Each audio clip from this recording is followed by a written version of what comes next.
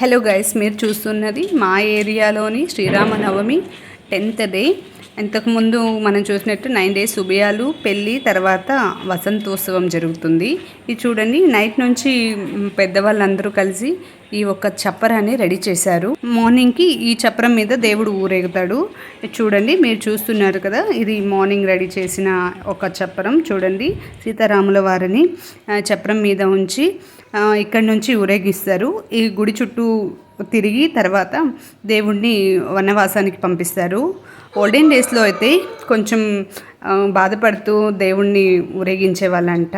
కానీ ఇప్పుడైతే అందరూ చాలా హ్యాపీగా సెలబ్రేషన్స్ చేసుకుంటూ పంపిస్తారు. ఇక్కడ నుంచి 1 kilometer దూరంలో తీసుకెళ్తారన్నమాట. రాముణ్ణి తిరిగి వచ్చి వనవాసంలో కూర్చోబెడతారు. చూడండి, మీరు చూస్తున్నారు కదా, వసంతోత్సవాలు చిన్న పెద్ద తేడా లేకుండా చాలా హ్యాపీగా సెలబ్రేషన్స్ చేస్తామన్నమాట మా ఏరియాలో. అంటే రాముల వారు వనవాసానికి వెళ్ళి చల్లగా తిరిగి రావాలా అని చెప్పి ఇలా అందరూ సెలబ్రేషన్స్ చేస్తారన్నమాట.